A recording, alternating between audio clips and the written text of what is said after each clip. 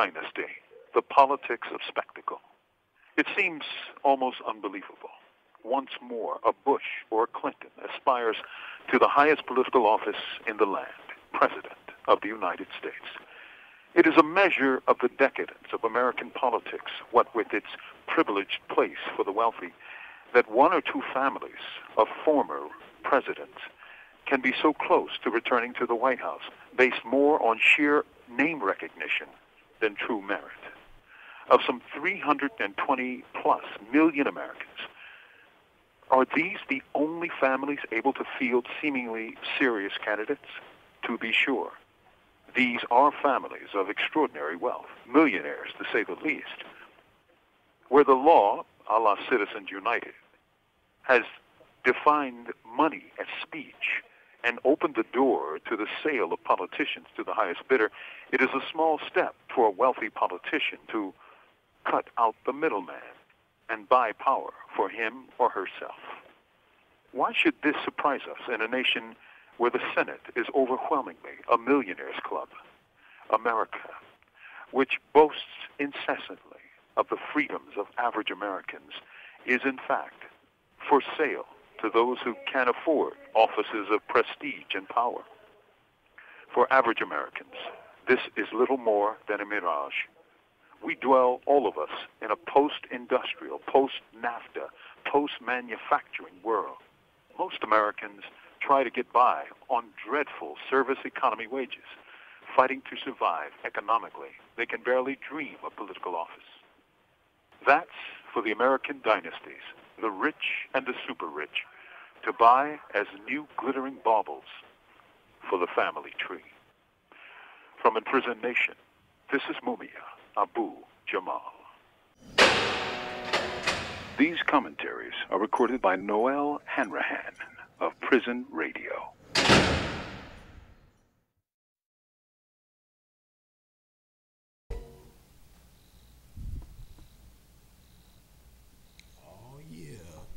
Oh yeah, Black Sun and the Hizzle, all for shizzle dizzle. We got an excellent show here today, but first I want to say the views and opinions and that of the arena does not reflect that of Comcast's staff or affiliates, and the views of Black Sun does not reflect that of the arena. We are a council. A council is not a dictatorship. It is a, I'm gonna explain more in detail. But first, let me introduce everybody. Dawn, you done threw me off. To my right, we don't introduce, welcome back, welcome back. It's good to see you. I'm Kevin Karen. I've done some work with Georgia Peace and Justice Coalition, and basically just enjoying living in the city of Atlanta. Yeah, you're going to be part of the family too here? Okay, all right. All right. To his right. I'm Dawn Gibson. I'm a co-host here on the arena. Glad to be here. And I be's your brother, Gidon Ben Yashara, all the servant of Yah in the name of his anointed son, Pull the mic towards you, Gideon. There you go, then. I'm on it. Can you slide the mic closer to him, Don? Because he's a little... Yeah. Thank you very much. Go to the yellow bush there. Okay. The short one, huh? Okay, we're going to explain today the TPP, Pacific Partnership. Pacific Partnership, thank you, Don. You know, and I'm going to go into the whole council thing because I think it's very significant what's going on. Should I explain the council? Explain the council. Okay, let me explain the council. The council is basically a democratic structure like we're doing here on the arena, you know? Like, I'm not a host. Let me say this again. I am not a host. I am a co-host, okay? Gideon is a co-host. Don is a co-host. Now, Kevin, he's our guest because he's presenting information. But, you know, usually, and then Vince, he's a co-host also, but he's what he is a researcher, you know. Kevin's a researcher. Don's, we like to keep the trains on the tracks, Gideon. Yes, sir. Yes, you know, sir. But yes, see, you know, I let Gideon pass because he watches so much news. You know, he's kind of like myself, so that's a form of research. True. But a council is the opposite that of a one-man dictatorship, exactly, or a one-man theocracy, which they put it on some Sky Daddy and say that Sky Daddy's in control. Man, leave my Sky Daddy alone. Yeah, I just got to distinguish. I have to distinguish because the council is much like black nationalism. You know, we got black supremacists out there. We got black separatists out there, and they bring their religious baggage with them because we all know that racism comes from religion. Clear as day. Yes, it does. But quiet as it's kept now, you don't realize that the council is a biblical concept. No, it's not. It is. Absolutely is. No, it's not. Theocracy let me tell you why it's is not. the dictatorship. There have been atheists as long as there's been religious people. Right. So that would not be true. As long as there's been the concept of religion, there was always people saying, "Nah, I don't agree with that." You know what I'm saying? Just like there was if I would say there was a pink unicorn, because Don likes purple unicorns, there's a pink unicorn in my car that spits out $5 bills. And there's a purple unicorn that spits out $10 bills. Praise. I want you to believe that. There's going to be somebody that say, I don't quite agree. See, Kevin's already, that's all the atheism is. Just, I don't agree. It's not a belief. It's not. That's all it is. It's, nah. That's all atheism is. It's, nah, I don't agree. Okay. Tell them about that gavel. So, the gavel is when, let's say we're talking about it's a dictatorship. TPP, right? And then, I don't know, somebody on the panel start talking about Yah or start giving sermons. I have to get it back on track. This is just get back on track. Very good. You know what I'm saying? So, if I slowly start the gavel, and then I feel the conversation's getting derailed, I have to kind of twirl it. That means I'm about to strike. About to strike. So that's why we have Kevin, we have Dawn, we have Vince to keep the conversation on track, Gideon. You watch too much news not to stay on track, Gideon. Yes, sir. But Go we know ahead. you like to freestyle, but it's okay. You represent the masses of our people. But you really do. I'm telling you, counsel is a biblical concept. It is not a counsel. Anyway, go ahead. Because atheists do not fit in that biblical counsel. It does not. Stop it, Gideon. Cut it out. All right. Dawn, so now. TPP. Kevin's Okay. going to tell us about the TPP. All right. All right, let's get to it. What we were facing impending doom. What's going on? Sure. So there's been this debate, right? That's been going on for a while now. The Trans-Pacific Partnership is a free trade agreement. A lot of time you tell that to people, their eyes kind of glaze over, and they say, "What? Okay, I don't know anything about this." Right.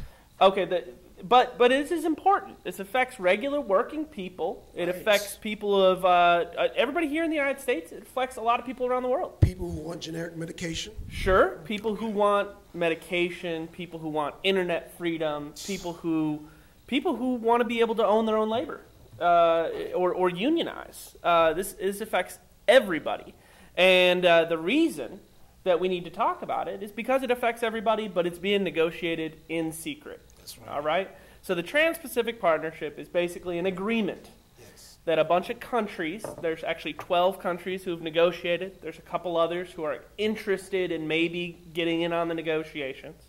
But there's 12 countries that have negotiated to basically say that we're going to put in a set of rules that governs how we trade different things with one another. However, and that's what they tell you a free trade agreement is they say this is going to be good for everybody. You know, we can sell you our stuff, you can sell us your stuff, and it's a good deal. And it sounds like a good deal until you actually start talking about what's really in this agreement. That's right. Because, of course, that's what they're going to say. They're going to say all these good things so people like it. But the truth is that most of this agreement has nothing to do with trade at all. Only about 5 chapters that deal with trade.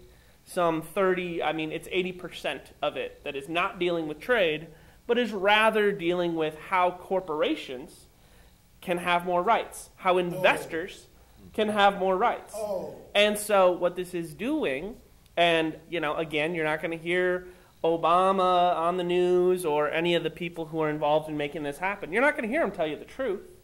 But the truth is that this is really about giving more rights to the rich, the powerful, the wealthy, and multinational corporations. And in some cases, actually setting up situations where these corporations can sue any nation. They can sue any of these nations that agree to the rights. They can sue at an international council and say, hey, you decided you wanted to put a ban against certain smoking, right. certain smoking products, or certain smoking products, or Monsanto, if you wanted to say you didn't want GMOs in your country, right. or say you want to be able to use generic drugs, like you mentioned, cheaper drugs. Also, some countries, I don't mean to cut you off, Kevin, like on the tobacco, they'll show like the cancer patients and all eating up, and that, and Americans like, oh no, we can't have that here. Exactly. Because they show, it's graphic. You'll see somebody with one eye and their lungs are hanging out on the cigarette package. Oh. Yeah, it's pretty gruesome. And not only is it America saying we can't have that here, it's America saying, well, not America, it's the corporations that have invested in these trade agreements saying, we don't want that anywhere. Ooh. And so, for example, in the, you mentioned this packaging law in Australia. Australia had put a law to have plain packaging where tobacco companies couldn't, put fancy stuff on their packages. Instead, they had to do plain packaging. They weren't even going to do the pictures. Canada's done the pictures. A couple other countries have done the pictures. Even South America, they do the pictures. Right. They do the pictures as well. Because Cuba does a picture. Exactly, it discourages people from buying these products, or at least making them think, hey, maybe I should think about my health before I smoke these cigarettes. A lot of people are addicted to tobacco, and we can talk about that too, right? Because here they try to make it sexy. Yeah, they're trying to. It's exactly right, and so Australia and some of these other countries are saying, hey, let's at least make sure people know what they're buying, and or people aren't, thinking, oh, this is a sexy-looking product, I should buy this and use it and think it's safe. Right. They're trying to be truthful about it.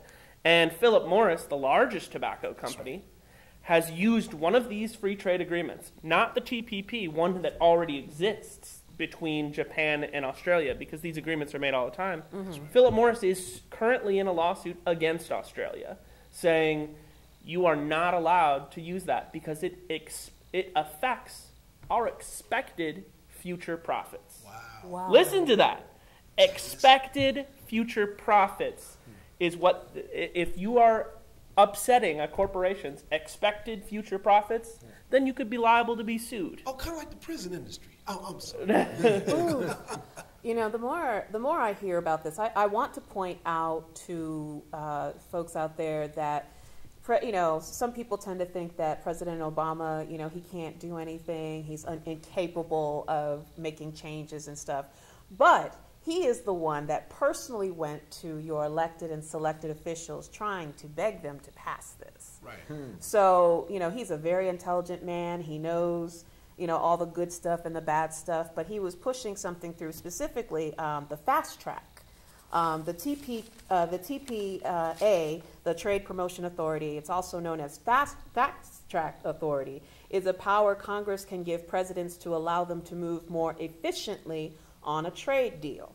If President Obama is granted Fast Track Authority, he wasn't, but if he was, he would be able to send deals to Congress that require only a straight up and down vote approval, with no chance to offer amendments or filibuster in the Senate.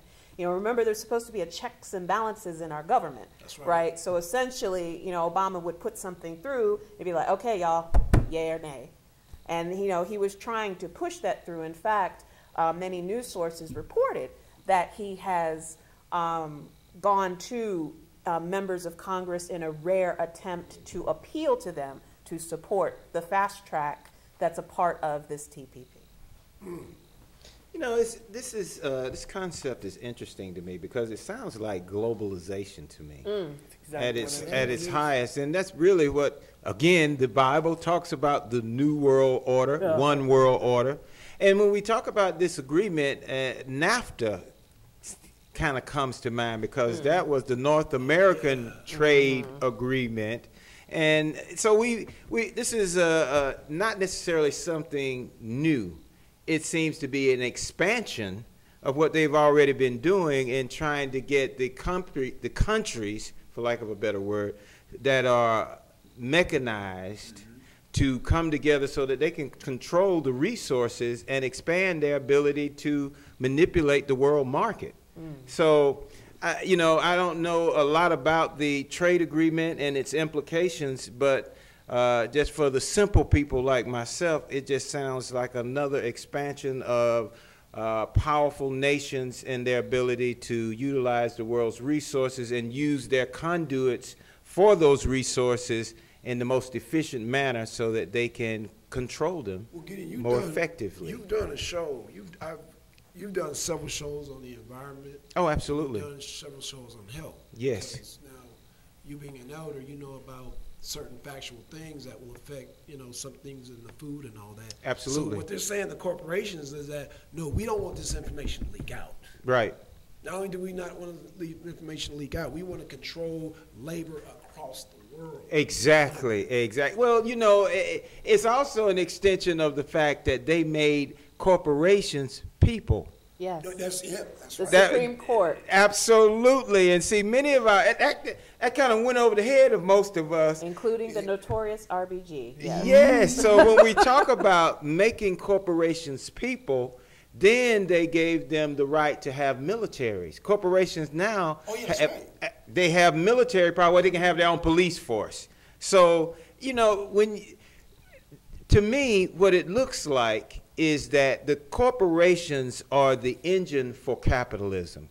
Capitalism is the focal point for world domination, and it has so many different facets. So when we see another trade agreement that expands the power of the industrialist and the capitalist, you're still talking about world domination. Yeah, but I think I'm going to say something, but I'm going to let y'all go ahead. Well, I think that anytime you hear free trade, you should know that that's shady. You're right. And essentially what has happened this week, with, the secrecy, the fact that, you couldn't really access the entire agreement. Right. The fact that, people have been trying to let people, Julian Assange is like, okay, I'm going to keep this real here. Right.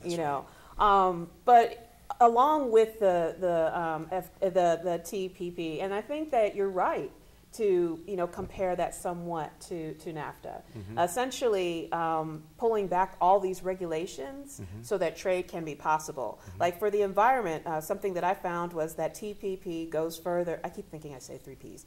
TPP goes even further by rolling back regulations that could be construed as a barrier to trade, which includes environmental, consumer, and labor protections. So that means all the stuff that, So you're talking about in the future, it would override any potential vote saying we're against the Keystone because it'll spill. It would be a barrier to trade. Oh, man. So that's how serious they are. And when we're talking about food, labeling's not going to be required. Like a lot of labeling, it's going to be very, very relaxed FDA. So if there's a thing that another country is using that has been banned in the U.S., this agreement would make that possible. So no going in, not a barrier is to GMO trade. or non-GMO. Well, you talked about Monsanto, and once again, we know Monsanto came up with the Terminator seed.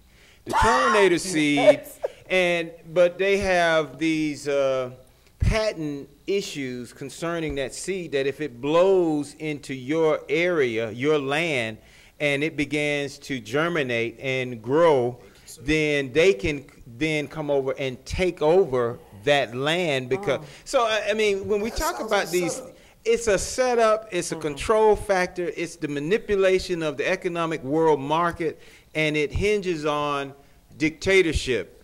We talk about free trade, but as you indicated, it's not about freedom. It's about control by the 1%. Totally.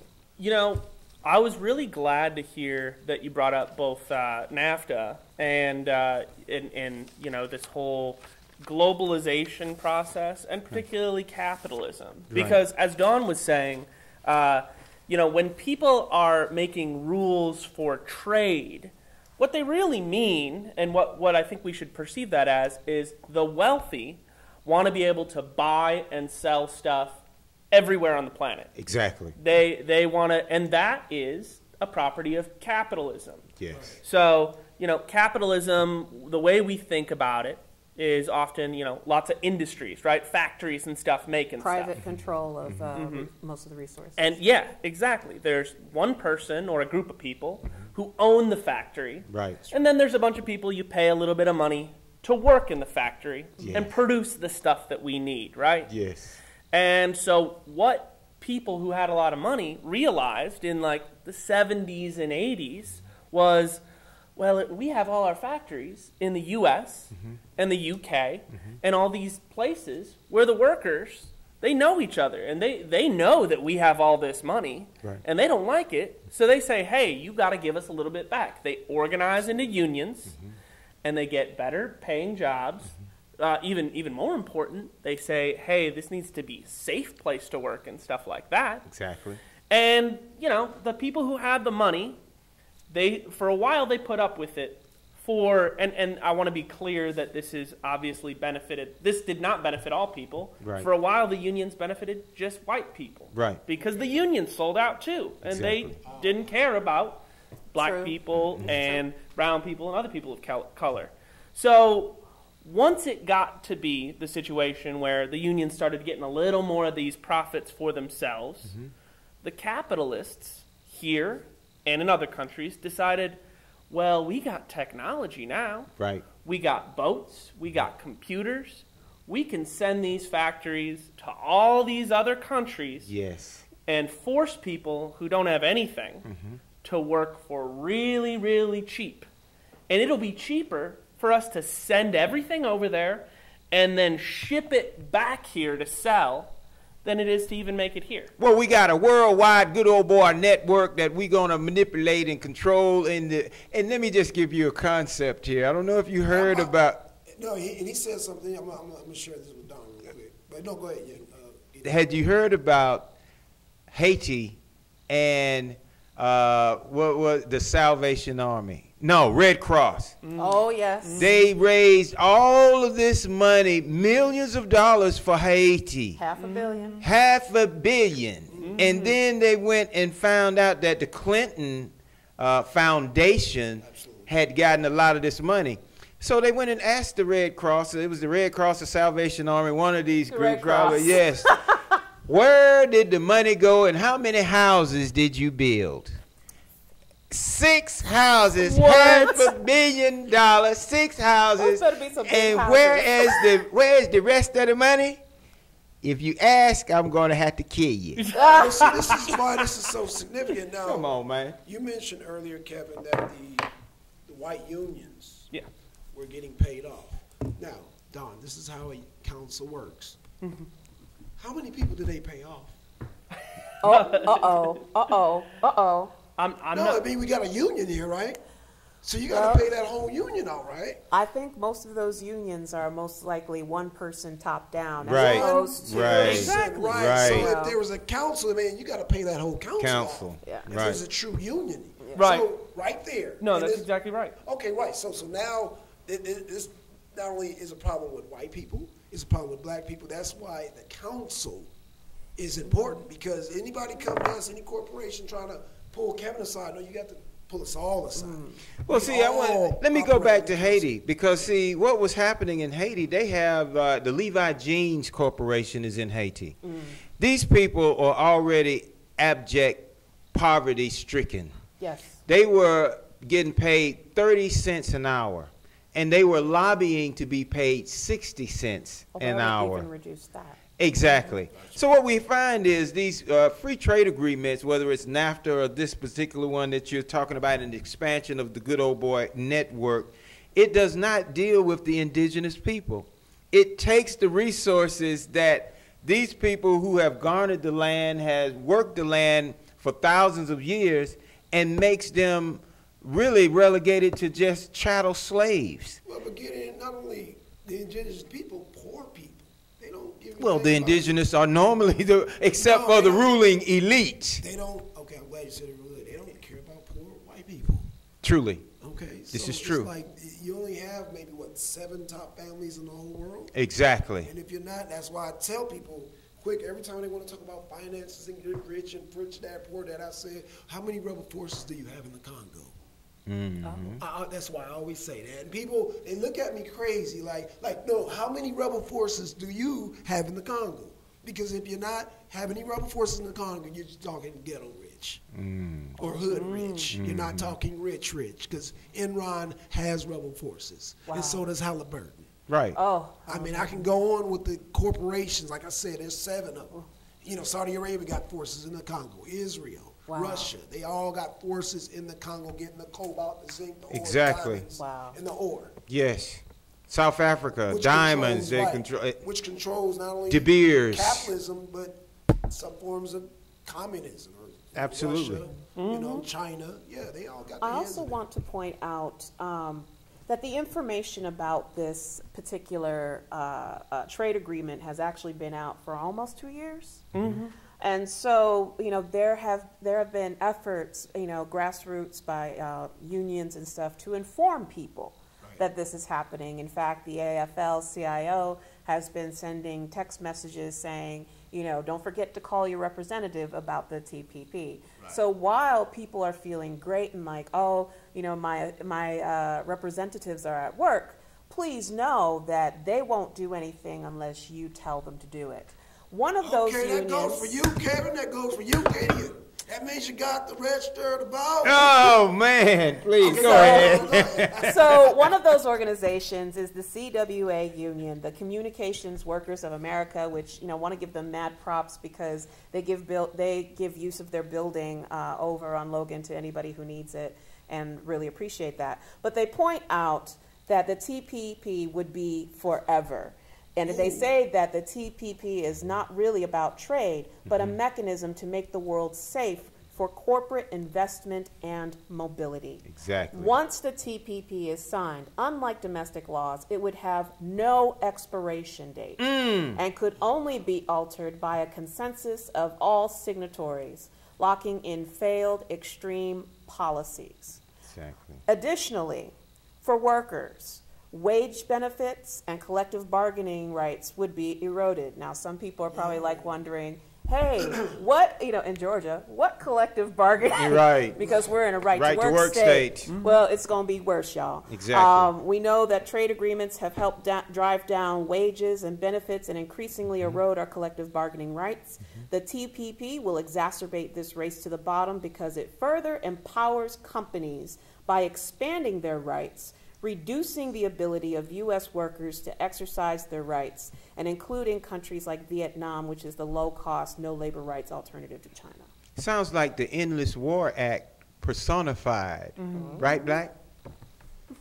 Well, I would say that, but they on Democracy Now! They were talking about how the TPP it violates human rights and how of course. the cahoots not only with communist Vietnam, but also with a country that imposes Sharia law.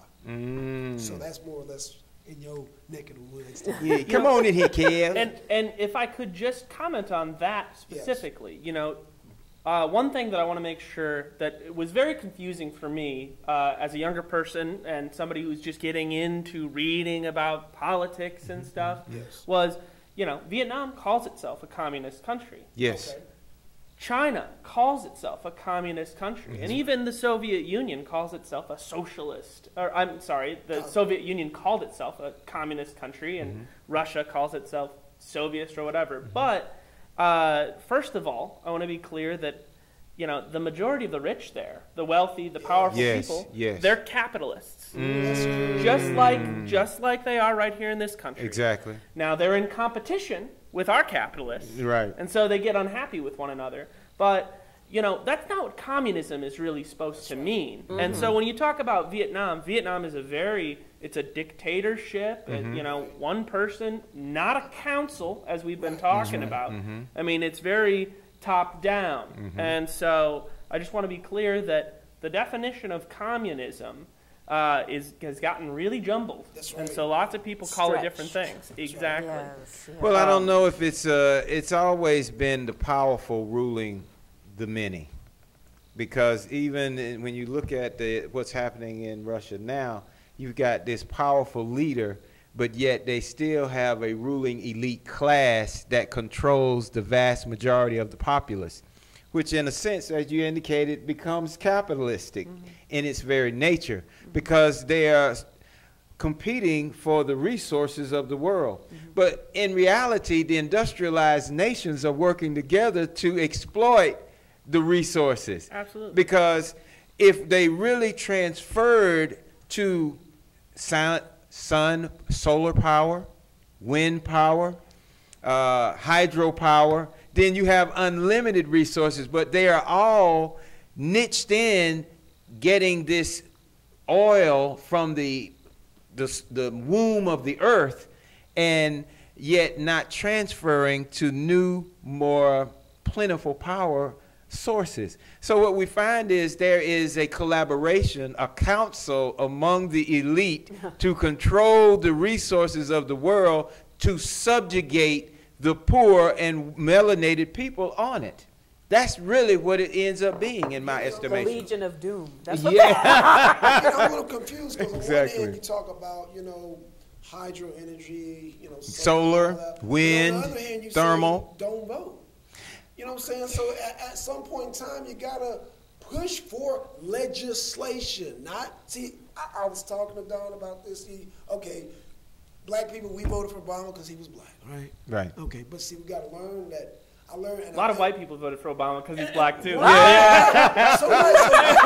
They won't say it. But. Thank you, white man named Kevin. Thank you for saying it.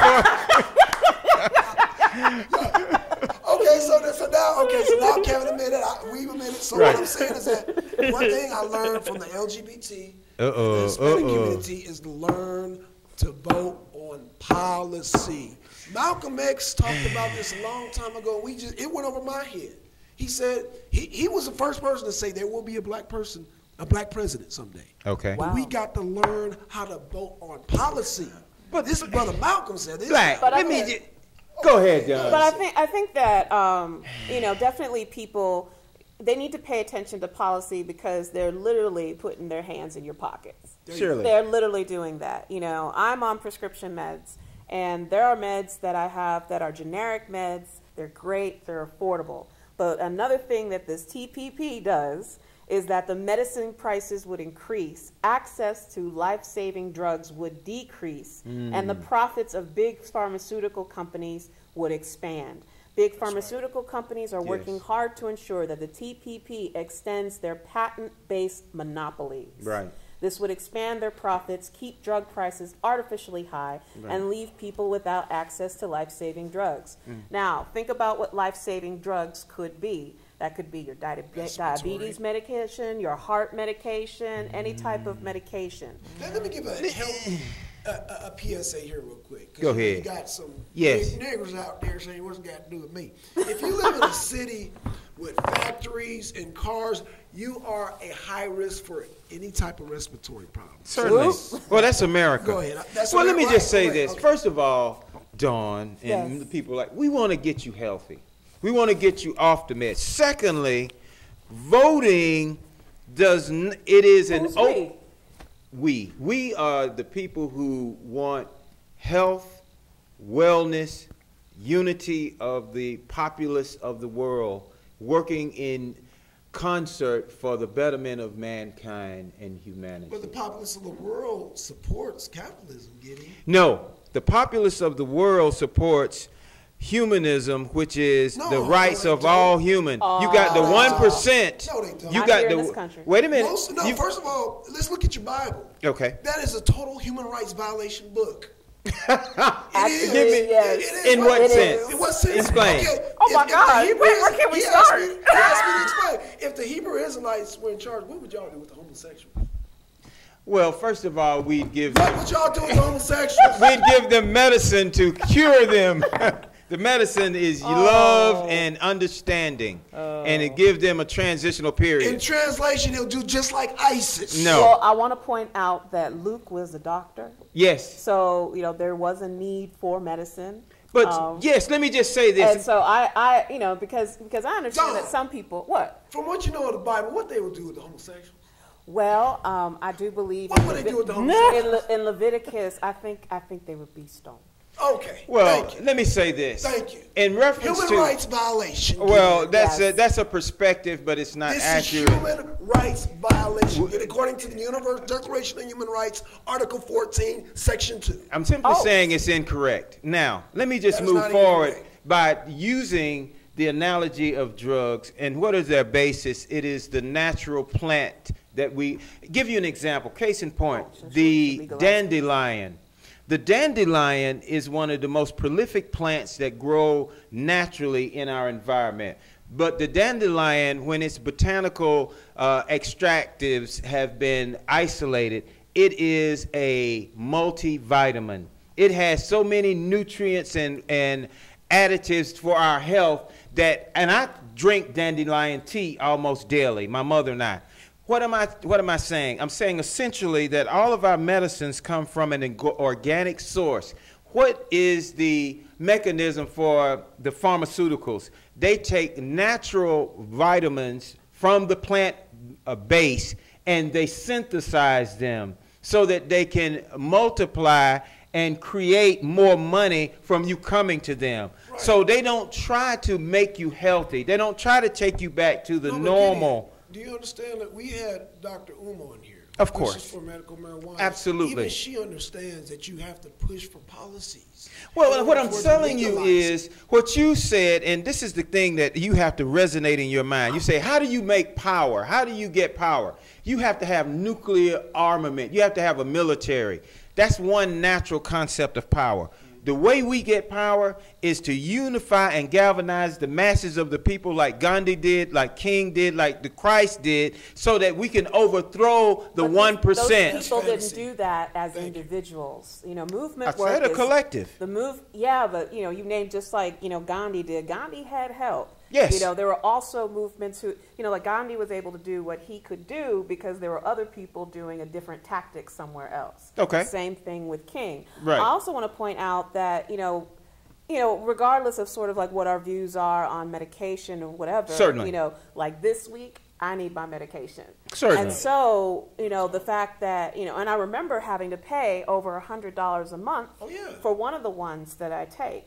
And now that there's a generic, it's like, yes, that's like $10 at Kroger. But do you see how they're playing on you? But when we talk about other things like cannabis legalization. Yes, exactly. Pharmaceutical companies and whatever, they actually, pool their resources to fight legalization. Right. The alcohol until companies they can come up with whatever. their own genetic form. Yes. Thank you. Yes. Until they can find a way to monopolize it. And it makes me wonder sort of like what the TPP would do with, the legalization movement. Would that I can answer that. Would that be would they consider legalization a barrier to trade? Well, let me bring you, because see, let's come into the concept of rational thought process as it pertains to medicine. Do you think these people on Capitol Hill, the legislators, don't get sick? Do you not understand that they know that the chemicals that are put in these medicines that have 10 or 15 side effects are not healthy for the populace? This is all about capitalism and controlling the masses, and it's about capitalism. I understand it's about capitalism. This is my point. Okay. At the end of the conclusion of the matter, you have capitalists who are concerned about resources and controlling the populace through the mechanisms of the TPP, NAFTA, and other agreements that the wealthy have constructed for their own consistent flow of resources. And then you have the natural order, which is what we all came from and used until we got to a point where the wealthy came in and said, well, how can we make more money from doing this? But the wealthy has for the most part, the wealthy has always been in some sort of control, whether it's through monarchy, whether it's through feudalism, whatever. Theocracy, whatever. Capitalism is kind of like a new creature. It's over here in the United States. It's like it's deceptive, right? It's sort of like an opportunity so that you can become one of the rulers, that you can be one of the ones who control the means of production. With capitalism, you too all can workers be part of the 800 mile club. Capitalism, the workers do not own anything but their labor. That's right. That's what they own. And we don't even own that. And we don't even own that. Consider even the prison industrial complex. even then, like, you know, they own our bodies as well, you know, because the 13th Amendment abolishes slavery in one form while reinforcing it in another form. So mass incarceration, which is another big profit-building, you know, enterprise that is becoming more and more privatized. Let me hit you in the head with this, you and Kevin, you young people. What was the Boston Tea Party? It was an opportunity for white people to dress up as Native Americans and then throw the tea into the water. It was and a protest. riot. The only reason that the ruling elite rule is why? Because the masses allow them to. See, it's like Auschwitz, Buchenheim. It's like slavery in the South. You had thousands of slaves being ruled by what? 10 or 15 or 20 white folks with guns. Had they rose up and began to use the power that they have, they could, as we can right now, overthrow this beast. See, the power is essentially, it is the rich ruled by manipulation of our minds. We allow them to. But see, we're on the defense, though, Gideon. I mean, you say that, but where have you came and ordered a better system?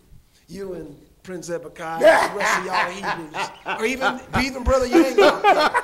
All the niggers always talk about the Bible, the Quran being a total solution. Yes, sir.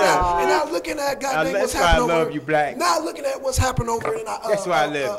Syria with No, ISIS. I want to hear what Kevin had to say. Go ahead. Come on, y'all. Come on, Kev. Well, so I mean, one thing, there were a couple things that struck me here that I wanted to get into. So I definitely want to come back to the TPP. But first I will say this, is that, you know, I agree that the power of the masses, you know, you have the power to revolt and you have the power to overthrow, right? But we also need to organize. And I think you know, the Black Panthers and SNCC and some of these groups right here in Atlanta that were involved in this years ago were really about, okay, how are we going to create sustainable structures for us to hold some kind of organization? And I don't necessarily mean, you know, what we need is anarchy, some top-down kind of strategy, but we need to be ready to replace it with something. That's right. Otherwise, somebody else will, and that's one concern for me. As far as, you know, when we think about the Soviet Union, there was a revolution. The masses of people were involved. Thank you. But what was created, you know, the people were told, this is socialism. We've reached our destiny. And, you know, that's not really what happened. I mean, what really happened was you had dictators take power, and they had state capitalism, where the state is more involved. That's my perspective. Come on, I feel like when I'm hearing this, and I know I'm probably going to be out of pocket saying this. Go for it. Be out of pocket. So come at me. I'm not coming at you, but you know, I was thinking about sort of like why won't people revolt? You know, especially when you were talking about slavery. And, you know, chattel slavery, some people try to, you know. Well, we're still in slavery, but continue. But, yeah, but you know, what is it Malcolm said? The house Negro and the field Negro. Exactly. And so, as they said, you know, the house Negro, you know, master would be sick. He would be like, master, we sick. You know, it's sort of like, you know, what a nice house we have. Yes. You know. Teach. And, you know, if the master, what is it? If you know.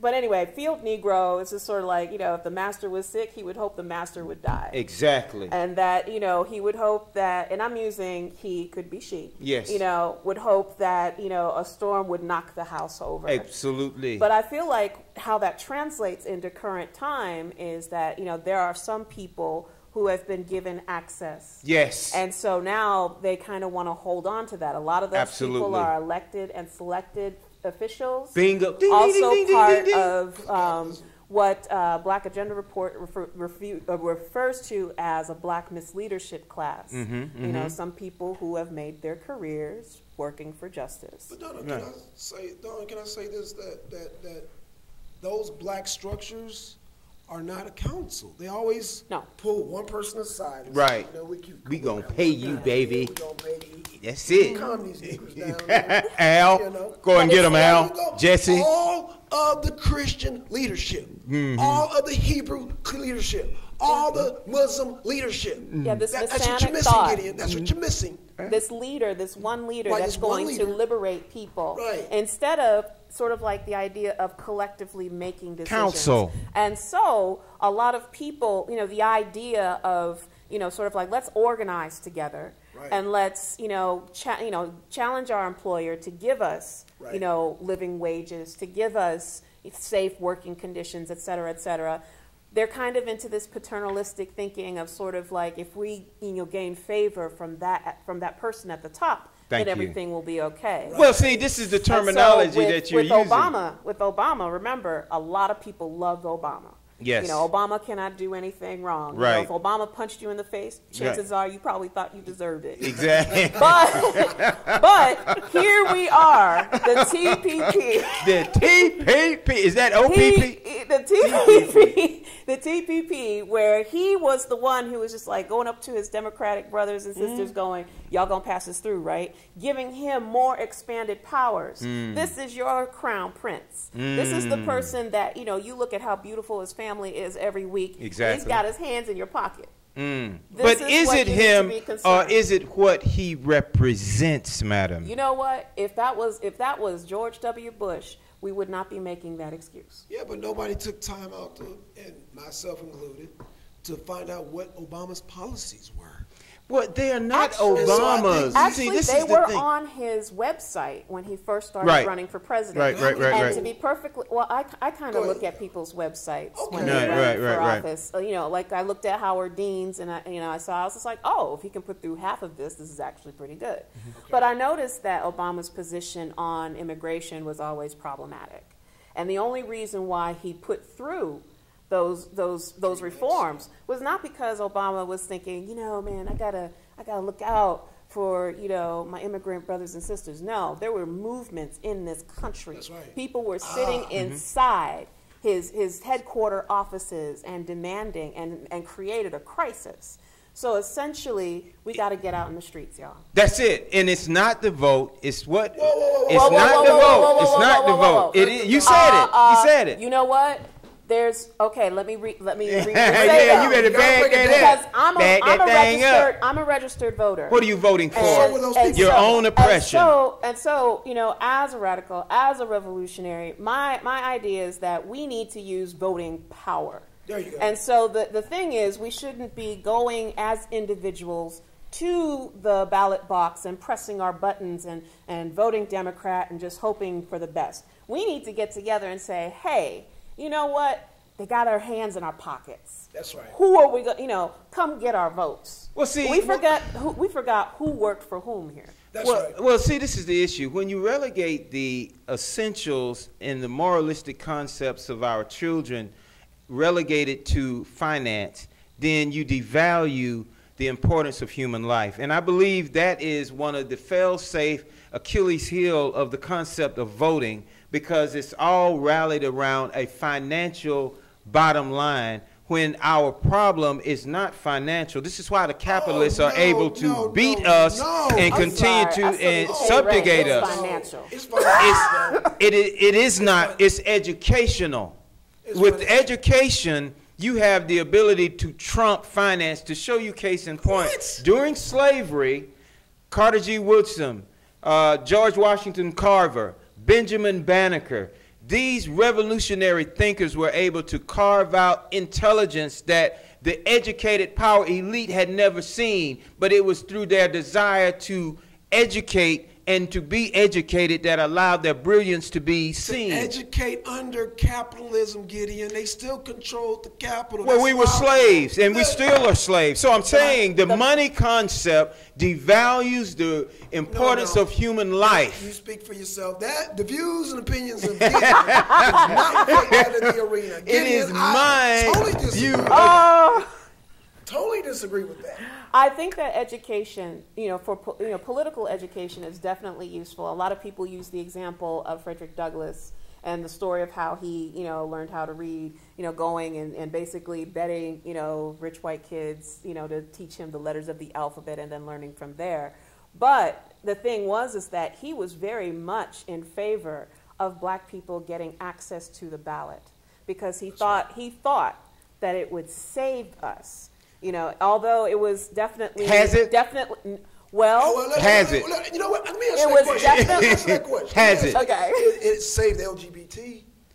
Man, you keep going back to one segment of the population, which is a new segment. I would say, in a sense, okay. Yeah, I would say, as somebody who's part of, I'm bisexual, and as somebody, following it, it has not helped the black and brown people who identify as LGBT. Thank you. What it does is, I agree with that. no, it's not. What's popular with capitalism? You've got gay marriage. You have the removal of Don't Ask, Don't Tell, so that people. Dream Act failed.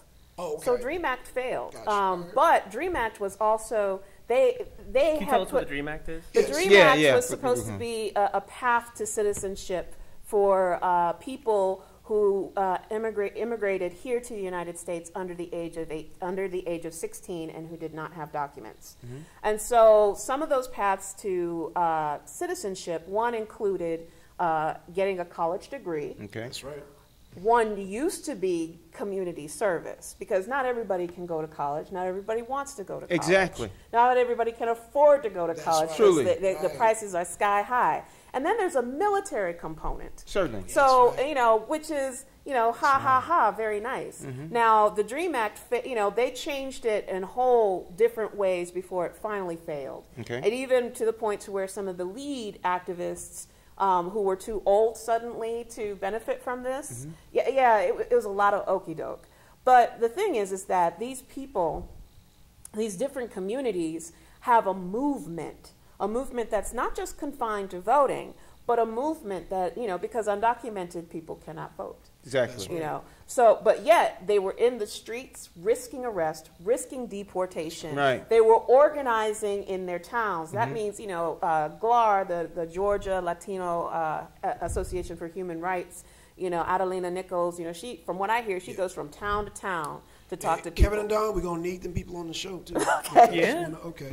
But the thing is that, a diversity of tactics is what's going to help. Voting alone is not going to help. Right. But voting, but if you hold your vote like it's money, if you hold your vote like it's money, think about what Malcolm X says in The Ballad of the Bullet. He says that, Democrats will have you put them first. Right. And then when they get elected, you're on the bottom list. Exactly. Even with our first black president, yes. What is it? We were even telling ourselves, it was almost like it was an abusive relationship. We were telling ourselves that he is the president of America, not black America. Exactly. And it's just like, one of the reasons why he got there is because of the power and the passion of black people. Because of the blindness and the foolhardiness of our people. Well, see, the thing is that people thought that putting a black face in a high place was going to be It was going to change the mentality of this corrupt system. But one person cannot do everything. That's why when we talk about council and hierarchical decision making and stuff. Obama joined a mafioso. He joined a clique. He joined a clan. And you can Wait a minute, I need the facts. I need some receipts on that. I need some receipts. Okay, this is a fact right here. I need some facts. I always go back to this particular presidential election. Where's your fact? Gore Bush. Gore won the popular vote. This country is not a democracy. He won the popular vote, but the Electoral College made Bush president. What I'm saying to you is essentially the ruling elite have the ability to manipulate the voting concept. No, you can't say that. That is a fact, boss. No, Gideon.